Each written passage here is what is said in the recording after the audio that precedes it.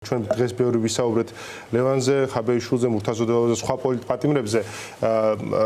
უბრალოდ ამ შემთხვევაში საქმე გვაქვს 23 წლის აქტივისტთან, მეგიდე ასამიძესთან, რომელიც 380 ლარის ზიანის გამო ასე არის შეფასებული ზიანი, რაც დადგა. რეჟიმი მზად არის, რომ ციხეში გაუშვას, კახი კალაძე მას უშვებს ციხეში. ან მარტივია, ხო, მას შეუძლია კალაძე გამოვიდეს, თქვა, ჩემი ბანერია და მოდი ეს ახალგაზრდა ხალი არ გაუშვათ ციხეში. მაგრამ ფაქტია, რომ ეს რა ტესტი კაცობის, ადამიანობის ეს ხალხი ვერ აბარებს ვერცეთ ეტაპზე. გებუაძემაც ვერ ჩააბარა, იგივე ხდება კალაძის თავს. მოდი ამ თანწილიდან რომ დავიწყოთ, ხო, იმიტომ რომ აი მელიქიშვილის პროტესტი არის მაინც ის ცხელი გული, რომელიც აი ამ თელ პროცესს აცოცხლებს. კიდევ ერთხელ მივესალმები თქვენს მაყურებელს. მეგიდე ასამიძეს ვიცნობ პირადად. შენ ევროკავშირში კამპანიაში ის ძალიან გვეხმარებოდა და მეგი არის ის აქტივისტი, რომელიც შრომით და საქმით ამტკიცებს, რომ იდეის და წინააღმდეგობის მომხრეა. ხო არიან ახლა ადამიანები, რომელიც სპიკერი აქტივისტები არიან და ასე შემდეგ და მეგი არის ადამიანი ძალიან განათლებული, ჭკვიანი, ბრძოლის უნარიანი ადამიანი და განსაკუთრებით ჯის და ასე ეპყრობა სისტემა ამ ადამიანებს, ვინც მიზანმიმართულად და პრინციპულად ებრძვის სისტემას და იმ ბანერის თუ რაც ქვია, ხო, ის 10 წუთში ჩამოწმინდეს, სხვათა შორის რომ იცოდეთ ის ზიანი, რაც თითქოს მათ მიადგათ, ის სიძულვილით რო გვიყურებს კახა კალაძე.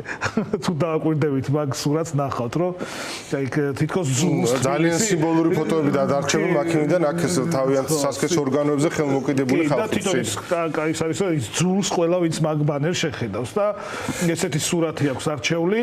380 ლარი არის ის ზიანი თითქოს რაც მიადგა ამ შემთხვევაში ქართულ ოცნებას პოლიტიკურ პარტიას, ვინაიდან ეს მათი საკუთრება იყო, ასე ამბობენ. ჩვენ 2024 წლის 26 ოქტომბრის არჩევნებზე 10 ოფისი დაგვირბიეს და სამჯერ ცენტრალურ ოფისს დაესხნენ თავს, ალბათ გახსოვთ, ხო? ნიკა მელიას ოფისი საერთოდ დაწვეს 2020 წლის არჩევნებზე.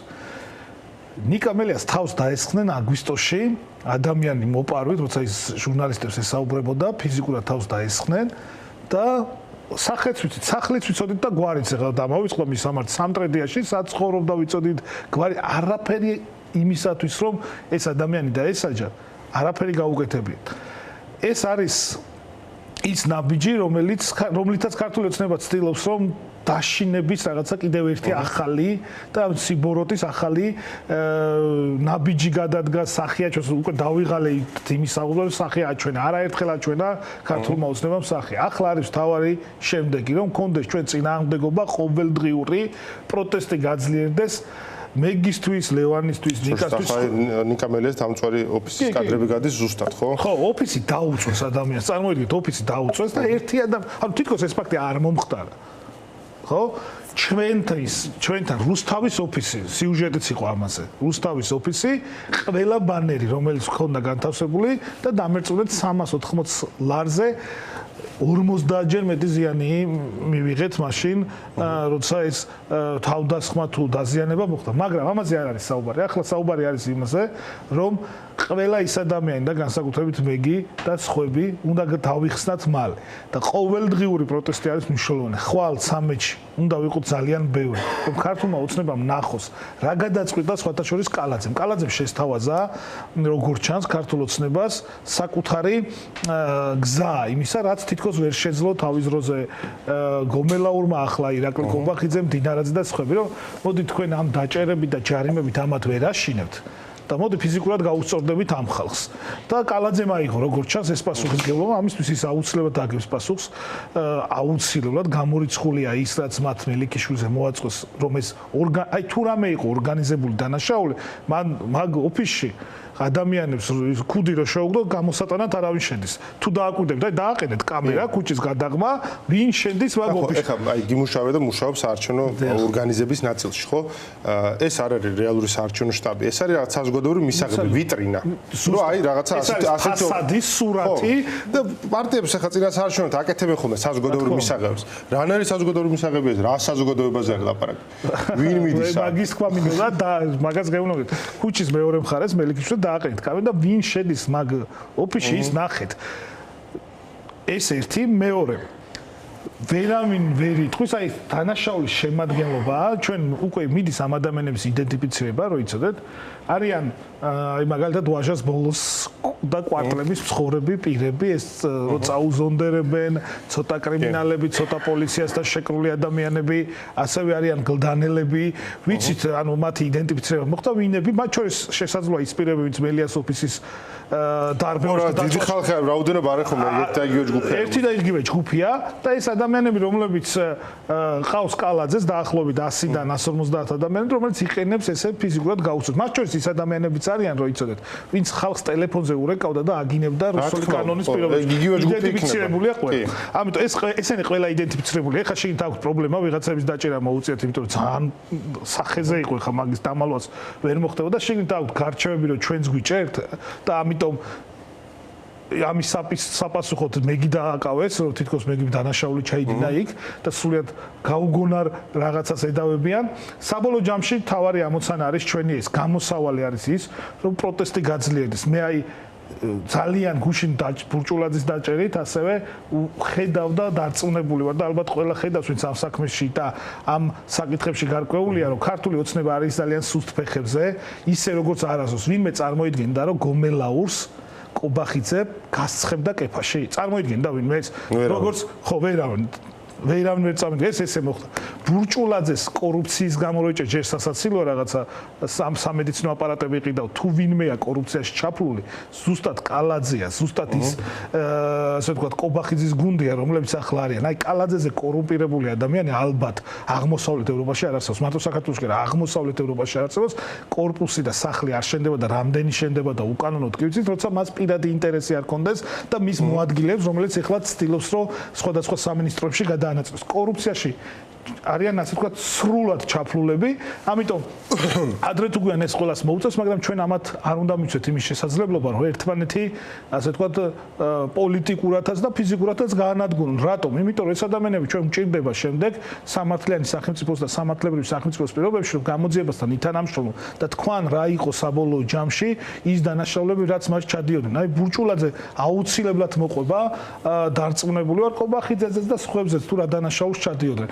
რიჟვაძე აუცილებლად მოყვება, რატომ მიიყვანეს თვითმკვლელობამდე ან რატო კლავდნენ. ეს უნდა გაირკვეს, გამორიცხულია და აი რა კობახიძეს ბიძინა ივანიშვილის თუ ჯერა რომ ესენი არ ალაპარაკდებიან, ეს ადამიანი ძალიან ცდებიან. ძალიან ამის ეშინიათ საბოლოო ჯამში.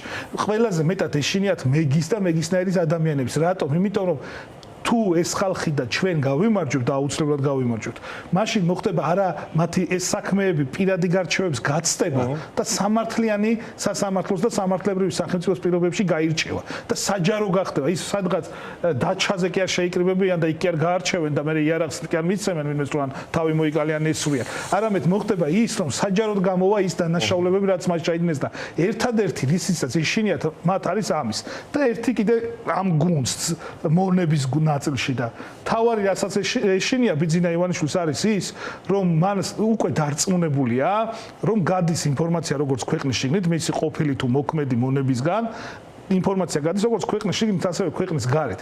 და ეს არის დიქტატორის და ავტორიტარის აგონია, აი ბოლო ეტაპია, ბოლო ნაწილია, იმიტომ რომ ვიცი რა ბათუმელი ვარ, ჩემი ოჯახი ასლანაბაშიძეს და ადამიანს ებრძოდა აქტიურად და ვიცი რა ეტაპზე იყო, როცა ასლანაბაშიძე ყველაზე სუსტი იყო. ძალიან წააგავს ხო შორის ბიძინა ძალიან წააგავს, უბრალოდ მეგინა გითხრათ, რომ პატრიოტიზმის ნაწილში ვფიქრობ, რომ ის უფრო პატრიოტი იყო, მიუხედავად იმისა, რომ ჩემთვის საერთოდ მინიმალურია. ადამიანური კოდექსის ნაწილში რაღაც მორალური ზღვარი არსებობდა, აი სწორი აქცენტი გააკეთე, არა პატრიოტიზმის ნაწილში, არამედ მორალური ხაზები არსებობდა მაინც. მკრთალად, მაგრამ მაინც არსებობდა აქ მორალური ხაზი. აქ შეუძლია ბიძინა ივანიშვილს რომ დაიჭიროს მეგის, დაიჭიროს ჯუანშერ ბურჭულაძეს და თქვენ გონიათ რომ ან ერთი ან მეორე ბიძინა ივანიშვილის მწვანეს გარე, ანუ დაშვების გარეშე და არა, გამორიცხულია, ხო? ეხლა მართლა ფიქრობთ რომ კობახიძე ამ დინარაძე გაბედავდა, რომ ბურჭულაძე დაეჭირათ, ან გაბედავდა გომელაურზე ისე თქვა, რაც თქვა? ხო ვერასდროს ვერ გაბედავდა ბიძინა ივანიშვილის თანხმობის გარეშე. ეს ხო ვიცით. აქედან გამომდინარე, ეს მას ანუ არანაირი ესე თქვა მკრთალი ხაზებიც აღარ დარჩა იმისა, რასაც ქვია რაციონალური და მორალური აზროვნება. აქედან გამომდინარე ძალიან საფრთხე შემცველია. ყველა ის პოლიტიკოსი, ჟურნალისტი, არასამთავრობო ორგანიზაციის წევრი იქნება თუ აქტივისტი. დილით როცა გამოვდივართ სახლიდან, სახლში დაუბრუნდებით თუ არა, ეს არავინ არ იცის. ეს არავინ არ იცის, იმიტომ რომ შეიძლება რაღაც ისეთი ბრალით დაგაკავონ, რომ ვიღაცამ აი ტელეფონი რომ მოგაწოდოთ, ახლა თქვენ საფრთხის ქვეშ ვართ. იმიტომ რომ პოლიტიკოსმა მოგაწოდა ტელეფონი, რომელიც ყოველ დღე ამბობს იმას, რომ ეს ხელისუფლება უნდა ჩამოიშალოს. ჩამოშლა, რევოლუცია, ასე ვთქვათ, ის რომ ბიძინა ივანიშვილს უნდა დავასუსტოთ, მისი თავარი საყრდენები, რაც არის პროპაგანდა, ძალოვნები, ფული, ეს რესურსები, ეს შეიძლება ჩათვალონ იმად, რომ მოწოდება არის რაღაცა საზოგადოების საქმე აღძრან და შემდეგ ნიშანი რომ არაფერ არ ჭირდებათ რა. არა, ბრალის მოძიებაც კი აღარც იგონებენ, მუხლს აიღებენ სისხლის კოდექსში და ვისაც რა მუხლით უნდათ, იმით ასამართლებენ. ახლა შეიძლება ისეთ რაღაცა და პროცესიც მინდა რომ კითხოთ, მინდა რომ მოვასწროთ ამ თემას საუბარი. აი ლევან ხაბაშვილი დაიჭრეს, ლევანი იყო 4 ოქტომბრის აი ამ რაღაც კონცეფციის აქციების ერთ-ერთი მთავარი ინიციატორი და გასაგებია ის რატომაც დაიჭრეს მოსალოდნელიც იყო. ხო, თქვენი პარტიის წარმომადგენლობა, თქვენი კოალიციის წარმომადგენლობაც ამ ხარი დაუჭირეთ და ნუ ძალიან მნიშვნელოვანი არის რა თქმა უნდა ასეთ სიგნალები. თენგო როგორ უყურებთ ახლა პროცესს თქვენ? სად მიდის პოლიტიკური პროცესი რა? მნიშვნელობას ანიჭებთ თქვენ პერსონალურად 4 ოქტომბერს? 4 ოქტომბერი უნდა იყოს მრავალრიცხოვანი პირველ რიგში და ეს არის მთავარი ამოცანა და ამის შემდეგ პოლიტიკური პროცესი უნდა მიიღოს ის სახე, რასაც შესაძლოა ერქვას მოთხოვნების ხელახლა დაყენება და ასე შემდეგ, მაგრამ თავარი არის ეს პროცესი იყოს თანმიმდევრული რა ნაწილში. ყოველდღე უნდა ვიყო ძალიან ბევრი. 13-იც აი ხვალ უნდა ვიყო ძალიან ბევრი. არის მნიშვნელოვანი, როცა გუშინ ადამიანები დააკავეს გამოგონილი ბრალით, ხვალ საზოგადოება უნდა გამოვიდეს ქუჩაში. გასაგებია, რომ უვიზოს საკითხს ეხებოდა აქცია, როცა ეს დაიგეგმა, მაგრამ ეს ამ აქციის მნიშვნელობამ უფრო ფართო ცნება მიიღო. ფართო ცნებას გულისხმობ იმას, რომ რა თქმა უნდა თავისუფლება ყველა პოლიტპატიმარს და რა თქმა უნდა ბიძინა ივანიშვილის ჩამოშლისთვის უნდა იყოს ერთიაგვარი. ყველა დიდი აქცია უნდა იყოს გადადგმული იმისკენ, რომ ბიძინა ივანიშვილის სისტემა და რეჟიმი ჩამოიშალოს. ეს იქნება 13, ეს იქნება შემდეგ 19, 27, 4. არსებითი მნიშვნელობა ექნება მაშინ თუ ჩვენ მივიღებთ ხელშესახებ შედეგს. რაც შეეხება 4 ოქტომბერს და იმის ორგანიზებას, რაც ეს ადამიანები და ამ აქციების მონაწილეები, იმიტომ რომ ამბობდნენ რომ ისინი იქნებიან ერთ-ერთი რიგითი მონაწილე, ამბობდნენ რა თქმა უნდა დარწმუნებული ვარ, ჩვენ გავიგებთ ამ გეგმების შესახებ და ვიქნებით იქ. კოალიცია თუმცა ორგანიზების ნაწილში ჩართულები არ ხართ ხო ამეტად. არ ვართ, არც ქონია ამის ასე ვთქვათ შემოთავაზებაც არ ყოფილა რომ რაღაც ორგანიზება. შემოთავაზება ხარ როგორ თქვენ შეგიძლიათ ჩაერთოთ ამაში თუ გინდათ ალბათ არა? ხო, მაგრამ ხომ უნდა იცოდე ადამიანებს სად როგორ ირთვებიან და ასე შემდეგ. თუ გინდათ დაგაკავშირებთ, მაგრამ ნუ არ არის პრობლემა, ვესაუბრები. არა, იმიტომ რომ გასაგები ჯგუფი არის პაატა ბურჭულაძე ორგანიზებს რაღაცა. პაატა ბურჭულაძეს რამც ქონდა. შეიძლება თქვენ არ გინდოდეთ ამის ორგანიზებას პასუხისმგებლობის აღება, მაგრამ ნუ ხა დახურული პროცესი ხო არ არის. ჩვენ ორგანიზებას ვიღებთ ყველა იმ და პასუხისმგებლობას, ორგანიზება ერთია და პასუხისმგებლობა მეორე და ორივე ერთად მნიშვნელოვანი კიდევ უფრო. პასუხისმგებლობას ვიღებთ ყველა იმ აქციაზე, რადგან ვიღებთ პასუხისმგებლობას. 13 სექტემბრის აქციაზე 4-ისთვის ავიღებთ პასუხისმგებლობას, ამასაც არ დავმალავ და ვიტყვით რომ ავიღეთ პასუხისმგებლობას. ეს ჩემთვის არის ძალიან მაგრამ აუცილებლად ვიქნებით იქ ყველანი ასევე ჩვენი ამომრჩეველიც, ხარდამჭერებიც, პარტიის წევრებიც იქნებიან იქ, იმიტომ რომ სადაც პროტესტია, სადაც მნიშვნელოვანი ბრძოლაა და 4 ოქტომბერიც ესეთი თარიღია, ვიქნებით აუცილებლად ყველა, ვინაიდან მნიშვნელოვანია, რომ ის ხაზიც გაგრძელდეს მათ შორის, რის გამოც ადამიანები უსამართლოდ დააკავეს და ეს იქნება ლევან ხაბეიშვილის ნაწილში თუ მურთაზ ოდელავას ნაწილში. ეს ადამიანები ამ აქციაზე ამყარებდნენ დიდ იმედებს და ამ ადამიანებს ამ დიდ იმედების ნაწილში საზოგადოებამ იმედი არ უნდა გაუცროს და ამიტომ ჩვენ სიტყვას შევასრულებთ და ვიქნებით 4 ოქტომბერს აქციაზე. კი, უბრალოდ აქ მე მესმის ძალიან კარგად. თავისთავად მე მგონია რომ პოლიტიკოსები და საზოგადოებრივად აქტიური ადამიანები მეტი პასუხისმგებლობით უნდა მიუდგნენ იმას, რას პირდებიან ადამიანებს, ხო? ერთ დღეში დავამთავრებთ. ეს ძალიან კონკრეტული დაპირება არის, რომელსაც პასუხისმგებლობით მოკიდება ჭირდება და ამ შემთხვევაში თქვენი კონცეფცია, რაზეც თქვენ იღებთ პასუხისმგებლობას, ხო, რომ ჩვენ ვინარჩუნებთ კრიზისს, რომელიც ხელისუფლებას პრობლემებამდე მიიყვანს, ისეთ პრობლემამდე, რომელიც ჩამოშვის გასაგებია.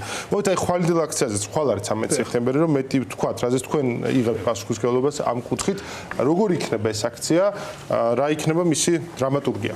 პირველ რიგში თბილისის სახელმწიფო უნივერსიტეტთან ვიკრიბებით 19 საათზე და მნიშვნელოვანია გამეორდები რომ ვიყოთ ძალიან ბევრი. შემდეგ დავიძრებით რუსთაველისკენ მარშით ამ აქციაზე იქნება ისეთი აქცია, სადაც არ იქნება სიტყვით გამოსვლები, მაგრამ იქნება კონკრეტული გადაწყვეტილებები აქციის პროცესის დროს.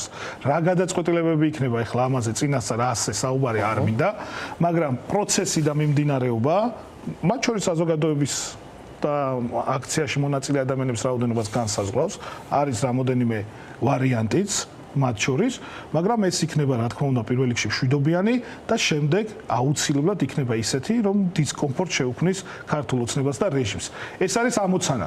ამავდროულად ჩვენ არ ვამბობთ, რომ 13-ში რამე დასრულდება, პირიქით, 13 არის გაგრძელება. არც 13-ში დაიწყება არაფერი, ეს ყველაფერი დაიწყო ჯერ კიდევ გაყალბებული არჩევნების შემდეგ და ბოლოს გაგრძელების ნაწილში 28 ნოემბერს ირაკლი კობახიძის განცხადების შემდეგ და ეს დასრულდება მაშინ, როდესაც ბიძინა ივანიშვილი ჩამოიშლება ბოლომდე. და ბიძინა ივანიშვილი ჩამოშლის ბოლო ფაზაშია, შეიძლება მაყურებელმა თქვას, ეხლა დილით გვიყურებს სამსახურში მიდის ადამიანები და ასე შემდეგ, ეს არაერთგზის მოგვისმენია. გასაგებია მოგისმენიათ, მე ყოველთვის ვერიდები იმის თქმას, რომ აი ხელისუფლება ქუჩაში აგდია, სახე დაგვანახა, რაღაც ესეთი რეპლიკების, აი თქვენთან ხშირად ყოფილვართ სულად და არ ვერ მოისმენდით და დარწმუნებული ვარ გახსოვთ, მაგრამ ახლა მე ღრმად ვარ დარწმუნებული, რომ მართლა ამ ფაზაში, აი ბოლო ეტაპზეა, იმიტომ რომ კიდევ ერთხელ გამეორდები, ვერავინ იფიქრებდა, რომ თავდაცვის მინისტრს დაიჭერდნენ ამ ქვეყანაში ყოფილს რაღაცა სამედიცინო აპარატების შეძენის გამო და გომელაურზე, რომელიც პირადი დაცვა, ეგრეთ წოდებული პირადი იყო, ასე ვთქვა და პოლიტიკოსიც, კაციც, რა ვიცი, ხელიც, ფეხიც, ყველაფერი იყო ბიძინა ივანიშვილის, რომ ირაკლი კობახიძე იტყოდა, რომ ეს უარგისი კაცი იყო, არაფერი არ გაუკეთებია, მას ნარკოკარტელს უწყობდა ხელსო, კრიმინალი იარაღი იყო ქალაქში და აქციებსაც ვერ არბევდა ისე როგორც საჭიროა. ამიტომ ეს არის ცხადი იმისა, რომ მართლა ბოლო ფაზაში არიან, მაგრამ ბოლო ფაზაში არიან არ ნიშნავს იმას, რომ აუცილებლად დამარცხდებიან. თუ ჩვენ არ ვიქნებით ყოველდღიურ თანმიმდევრულ წინააღმდეგობაში, ეს იქნება 13, 19, 27, 4 თუ 4 შემდგომი პერიოდი. აუცილებელია და მე ამაში ვარ დარწმუნებული. აი ვერავინ ვერ გადამაფიქრებინებს იმას, რომ თანმიმდევრულ წინააღმდეგობას ალტერნატივა აქვს. გამორიცხულია, რაც არ უნდა საზოგადოებრივი წნეხი იყოს ამასთან დაკავშირებით. თენგო, თქვენ იყავით ძალიან კრიტიკული, ხომ თქვენ პოსტები ნახე და ანალიზი გააკეთეთ ამ არჩევნებში, რაც არის 4 ოქტომბერს დაგეგმილი, რა ფორმით იღებენ ლელო და კახარეს პარტია მონაწილეობას და ნამდვილად აღსანიშნავია ის ნაწილი, სად მოახერხეს მე მგონია რომ მე ამაზე მასთანაც ვისაუბრია, ორგანიზაციული პრობლემა არის ეს აშკარად, მათ უნდოდათ და რაღაც თუ არ არის მარტივი ზოგადად მმართველობის არჩევნების ჩატარება და ამის ორგანიზება, მაგრამ მათ უნდოდათ და აშკარად რაღაც ნაწილი ამ შემთხვევაში არ გამოვიდათ. უბრალოდ ნახეთ, აი 4 ოქტომბრის მერე როგორ ხედავთ ამ ინტერპარტიულ ურთიერთობებს? ხედავთ სივრცეს იმისათვის, რომ ეს ფურცელი გადაიშალოს? პირველ რიგში 18 სექტემბრამდე აქვს ლელოს და გახარიას კიდევ ერთი თარიღი, რომ მათ უარი თქვა. რა თქმა უნდა, შანსი არის მცირე, მათი გადაწყვეტილებებიდან გამომდინარე, მაგრამ მათ აქვს ის შესაძლებლობა, რომ ბიულეტენში არ იყვნენ რა. ძალიან მარტივ რაღაცას გეტყვი. იცით, რომ 4 ნომერი ვინც აიღო პარტიამ, არც მაჟორიტარი ყავს და არც მერობის კანდიდატი. უბრალოდ ნომერი წაგვართვის. ანუ მარტო ამ ფაქტებიდან ეტყობა, რომ ამ არჩევნებში მონაწილეობის მიღებას აზრი არ აქვს. აზრი არ აქვს. ფურცელზე პარტიები იღებენ მონაწილეობას და ქართული ოცნები. სიმართლე არის ეს და თვალი უნდა გაუსწოროთ ამ სიმართლეს რა. სხვათა შორის 3 დღის წინ ამომეგდო თქვენ და ქუთაისის მერობის კანდიდატის კიდევ ერთხელ ამომეგდო გასაუბრება თქვენთან იყოს. პაატა ზაქარიაშვილის. კი, და თქვენ რასაც გაბრალებდა კაცო პარტიულობას და ასე შემდეგ და კოლექტიური ნაციონალური მოძრაობა თუნდაც მერობისთვის ემზადებოდა, ხო?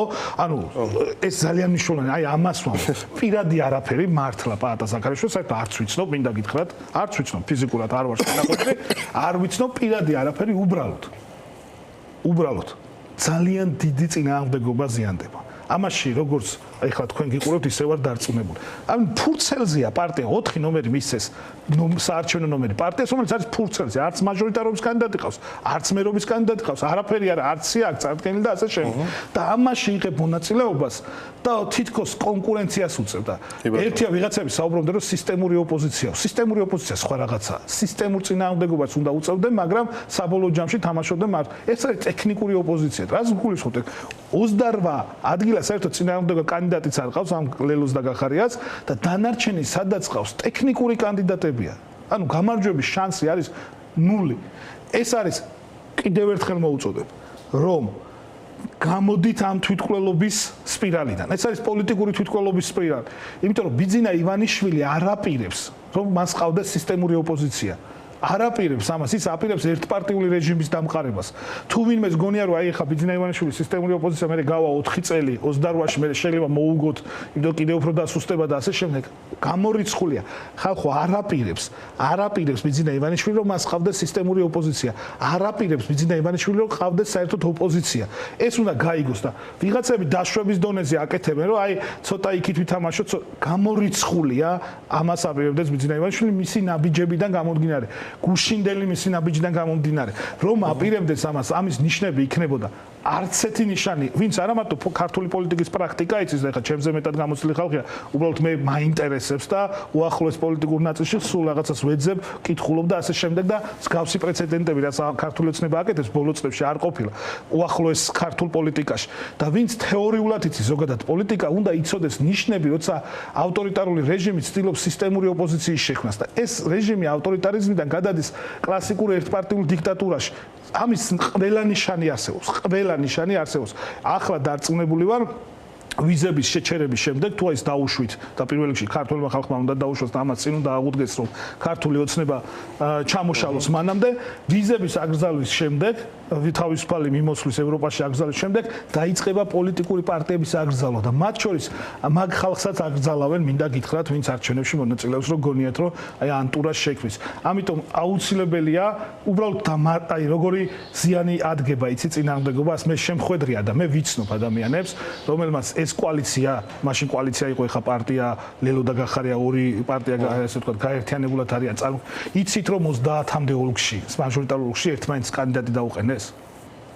უბრალოდ ეს პოსტკი არის ოლქები ახმეტაში თუ არ ვცდები მაჟორიტარში ერთმანეთს დაუყენეს, ანუ როგორც გახარიას ისიც არის ქართული ოცნება, ლელოს კანდიდატი და გახარიას კანდიდატი.